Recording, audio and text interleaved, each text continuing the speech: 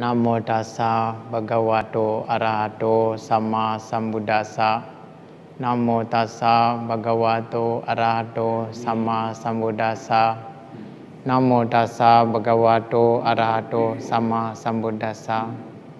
Hidup sesuai Dhamma adalah berkah utama. Sokihotu Namo Buddhaya.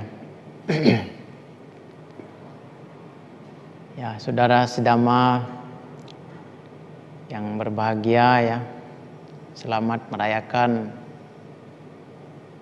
Hari Asada Agung ya, dimanapun ya saudara sedama berada. Semoga hidup dalam keberkahan, hidup sesuai Dhamma, hidup dengan kebahagiaan. Ya, saudara sedama yang berbahagia, hidup sesuai Dhamma adalah berkah utama. Ya, untuk mengondisikan kita memiliki ketenangan, memiliki kebahagiaan, maka kita perlu yang namanya hidup sesuai Dhamma. Pertama-tama hidup untuk mewujudkan ketenangan ya. Kita butuh hidup di tempat yang sesuai ya. Dalam ajaran Guru Agung Buddha Gautama, kita dianjurkan ya memilih tempat yang layak. Yang layak seperti apa ya? Yang layak itu di tempat itu masih bisa praktik Dhamma, masih bisa menjalankan kehidupan sesuai Dhamma. Kalau secara kehidupan sosial ya di tempat itu subur, sandang, papan, dan pangan seperti itu ya. Nah, untuk memiliki ketenangan hidup sesuai Dhamma ya, dengan kita itu bertempat tinggal di tempat yang sesuai ya. Ya, sesuai dalam arti lingkungannya, orang-orang yang berada di lingkungannya ya. Mengondisikan kita itu memiliki ketenangan sehingga kita pada umumnya ya akan menjalankan kehidupan dengan damai. Landasan-landasan kebahagiaan ya, dalam Buddhis. Apa sih bahagia dalam Buddhis itu? Nah, bahagia dalam Buddhis itu sebenarnya ya bukan seberapa banyak Anda bisa menikmati yang namanya kehidupan duniawi ya.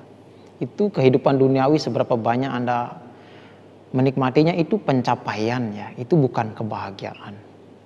Kebahagiaan dalam Buddhis itu yang pertama apa sih cirinya? Kita itu bebas dari hutang. Kalau sudah bebas dari hutang, tidurnya nyenyak, tidak mikir kapan harus bayar. Bebas dari hutang. Jadi saudara sedama, di dalam Dhamma itu dianjurkan oleh Buddha itu harus bebas dari Dhamma ya.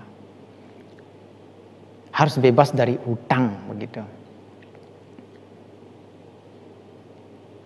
Berikutnya apa? Pencapaian ya. Pencapaian. Punya harta yang melimpah ya. Harta itu banyak ya. Ada 5 jenis harta dalam Buddhis ya.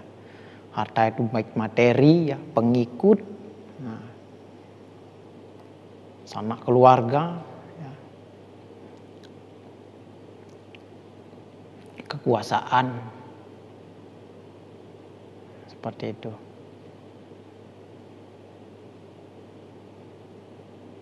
Harta apa lagi yang satunya? Pandangan, pengertian ya. Jadi kita itu pencapaian ya. Jadi pencapaian kita juga tolak ukur kita itu bisa hidup damai ya. Hidup bahagia di dunia ini. orang-orang yang ada di sekeliling kita mengondisikan kita juga untuk bisa hidup bahagia. Banyak orang kalau masalah kekayaan, kesuksesan gitu ya, tapi hidupnya tidak tenang, hidupnya tidak damai. Ya ini disebabkan ya beberapa faktor ya. Mungkin orang-orang yang di bawahnya kurang jujur, tidak punya pengikut yang baik, punya banyak hutang, bertempat tinggal di tempat yang tidak sesuai. Maka hidupnya akan rentan sekali ya. Hidupnya akan sulit untuk sesuai dengan dhamma. Setidaknya saudara sedama jika ingin hidup sesuai dengan dhamma, maka yang pertama harus tinggal di tempat yang sesuai, membebaskan diri dari hutang, memiliki pencapaian. Ya, kelima pencapaian ya. Maka hidupnya akan tenang damai, akan bisa mempraktikkan dhamma dengan baik. Nah, itu adalah tempat ya, kondisi agar kita itu bisa mempraktikkan dhamma. Jangan kira mempraktikkan dhamma itu gampang. Jangan kira mempraktikkan dhamma itu bisa di mana saja. Memang pada dasarnya mempraktikkan dhamma bisa di mana saja. Tapi kondisi yang mendukung itu yang sangat penting ya. Nah kalau saya tidak hidup di wihara, mungkin saya akan susah menjalankan sila. Mungkin saya akan tidak dapat kehidupan, kesempatan menjadi samanera. Nah, kesempatan-kesempatan seperti ini kan hanya dikondisikan oleh lingkungan. Ada penyokong, ada wihara, ada tempat berlatih. Maka saya terkondisi praktek sesuai dhamma. Apabila saya tidak ada kondisi-kondisi ini, mungkin sangat sulit untuk hidup sesuai dhamma.